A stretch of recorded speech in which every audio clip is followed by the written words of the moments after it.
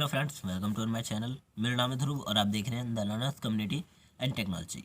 आज हम बात करने जा रहे हैं first year first semester BA program के स्टूडेंट्स के लिए जो हिस्ट्री का सब्जेक्ट है, history of India from the earliest time up to 300 CE, इसके क्वेश्चन पेपर के बारे में। आज की वीडियो में हम देखेंगे कि किस टाइप का क्वेश्चन पेपर आता है, किस टाइप का आपको क्वेश्चन पेपर का पैटर्न आता है, ठीक है। और देखेंगे कि आपको उनका जो आंसर है वो किस तरह से देना है जिससे कि आपका जो मार्क्स है वो ज़्यादा आ सके। तो देख सकते हैं ये एक क्वेश्चन पेपर है। ये क्वेश्चन पेपर है दिसंबर 2020 में, पिछले साल दिसंबर 2020 में हुए ओपन बुक एग्जाम्स का, ठीक है। ये तब का क्वेश्चन पेपर है, मैंने ये इंटरनेट पे से ढूंढ के निकाला है। तो मैं इस क्वेश्चन पेपर से आपको कुछ बताता हूँ। आप देख सकते हैं यहाँ पे आपका यूनिक पेपर कोड लिखा हुआ है जो कि सबका सेम होता है। साथ में यहाँ पे आपका सब्जेक्ट लिखा हुआ है, क्या सब्जेक्ट का पेपर है। यहाँ पे आपका लिखा हुआ है कोर्स का नाम और यहाँ पे आपका सेमेस्टर। ये सब चीज़ें तो कॉमन होती हैं। उसके बाद यहाँ पे आपको 3 घंटे दिए जा रहे हैं पेपर देने के लिए। 75 मार्क्स का पेपर है।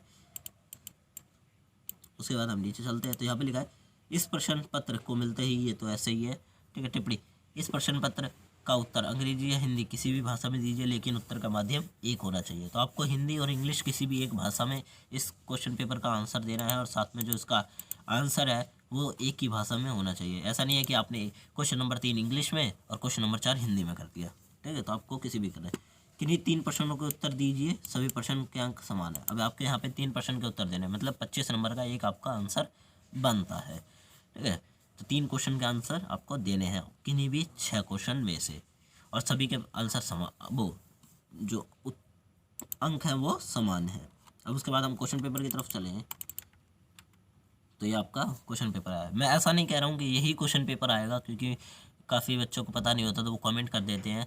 बट मैं कह रहा हूँ कि ऐसा क्वेश्चन पेपर नहीं आएगा, बट इस टाइप का आ सकता है। हो सकता है इसमें से भी 1 क्वेश्चन 2 क्वेश्चन उठा लिया जाए। ये ड्यू के SOL के जो भी हैं उनके क्वेश्चन पेपर पे बेस्ड करता है, ठीक है। और बाकी यहाँ इस तरह से आपका क्वेश्चन पेपर आ सकता है। तो यहाँ पे जो आपका पहला प्रश्न इसमें दिया गया हुआ है कि प्रारंभिक भारतीय इतिहास की पुनर्संरचना के लिए पुरातात्विक स्रोतों का महत्व परीक्षण कीजिए।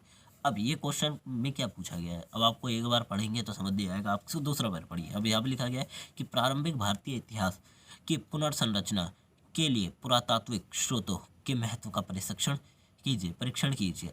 अब यहाँ पे सिंपली पूछा गया है कि जो प्रारंभिक भारत है, मतलब भारत की जो शुरुआत थी उसके इतिहास, प्रारंभिक भारत का जो इतिहास है उसको पुनर्संरचना, मतलब उसको दोबारा बनाने के लिए जो पुरातात्विक स्रोत है, मतलब जो पुरातात्विक ज़मीन में दबी हुई चीज़ें मिलती हैं, ठीक है, मूर्तियाँ और कलाएँ, लोटे वोटे जो भी सामान है, गहने जेवर, ये सब ज़मीन में से मिलता है, ठीक है। तो ये जो स्रोत है ये किस प्रकार महत्वपूर्ण है, इसका आपको क्या करना है, परीक्षण करना है, ठीक है। इनके महत्व का परीक्षण करना है, ये बताना है कि ये जो स्रोत है ये किस तरह आपको ये बताते हैं कि आप भारत का इतिहास कैसे बनाएंगे। तो ये क्वेश्चन में पूछा गया है।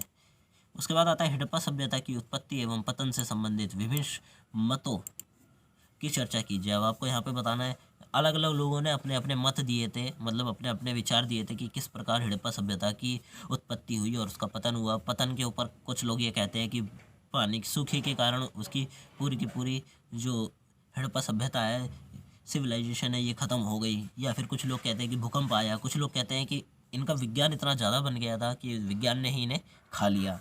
तो इस टाइप के कुछ पॉइंट्स दिए गए हैं।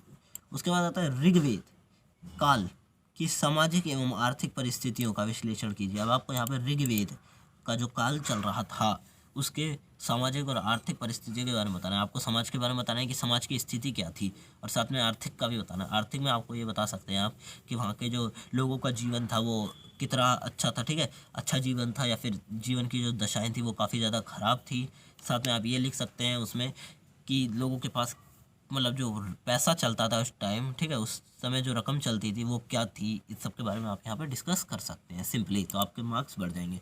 उसके बाद आता है कि ईसा पूर्व 6ठी शताब्दी में बौद्ध एवं जैन धर्म के उदय के लिए उत्तरदायी कारकों का वर्णन कीजिए। अब आपको यहाँ बताना है कि बौद्ध और जैन धर्म जो कि 6ठी शताब्दी ईसा पूर्व जन्मे थे, उनका उदय के कारण क्या थे, ठीक है, उदय के क्या कारण थे, किस तरह वो पैदा हुए। मतलब कुछ लोगों ने इसको अपनाना चालू करा, किस तक किन लोगों ने अपनाना चालू करा, ठीक है, किन लोगों की ये सोच थी कि हम एक नया धर्म बनाएंगे, ये सब आपको यहाँ पे वर्णन करना है। अब उसके बाद आता है अशोक के धम्म का, धम्म पर एक निबंध लिखिए। तो अब आपको आपके सब्जेक्ट में एक अशोक का एक धम्म नाम से कोई चीज़ होगी, ठीक है, जो सम्राट अशोक से रिलेटेड होगी, तो वहाँ पे आपको क्या करना है, एक पूरा का पूरा निबंध लिखना है, जो कि निबंध इस कंटेंट से रिलेटेड होगा। अब आपका 25 नंबर का है, तो आपको इसमें कम से कम 6 पन्ने तो भरने ही पड़ेंगे, और 6 या 6 से ज़्यादा ही पन्ने आपको भरने पड़ेंगे। अब उसके बाद आता है सातवाहन राज्य व्यवस्था एवं अर्थव्यवस्था का वर्णन कीजिए। अब सातवाहन राज्य व्यवस्था और अर्थव्यवस्था, सातवाहन एक जगह है, ठीक है, एक नाम, एक तरह का सातवाहन कह सकते हैं। सातवाहन एक तरह का राज्य था जो काफ़ी ज़्यादा शक्तिशाली था। तो वहाँ पे आपको क्या करना है, वहाँ की आपको राज्य व्यवस्था बतानी है, जो राज्य की क्या व्यवस्था थी, किस तरह लोग का जीवन था। अर्थव्यवस्था बतानी है, लोगों का जीवन किस प्रकार का था, ठीक है, वो क्या लोग, उनके पास धन था नहीं था, ये सब आपको यहाँ पे डिस्कस करना है। सो फ्रेंड्स, ये थी आज की वीडियो। अगर आपको वीडियो अच्छी लगी तो वीडियो को लाइक करें, चैनल को सब्सक्राइब करना ना भूलें, और वीडियो को अपने फ्रेंड्स के साथ शेयर करें, जिससे कि उन्हें भी क्वेश्चन पेपर से रिलेटेड जो भी प्रॉब्लम है, ठीक है, उनकी जो क्वेरीज है वो ख़त्म हो जाए। और इस वीडियो के डिस्क्रिप्शन में जो लिंक दिया गया है, वहाँ से आप मेरा फेसबुक का ग्रुप ज्वाइन कर सकते हैं। तो आप प्लीज़ उस ग्रुप को ज्वाइन कर लें, वहाँ पे मैं वीडियो के नोटिफिकेशंस देता रहता हूँ, और वीडियो का नोटिफिकेशन अपलोड होने के बाद सबसे पहले वहीं जाता है। तो मिलते हैं अगली वीडियो में। Thanks for visiting on my channel guys.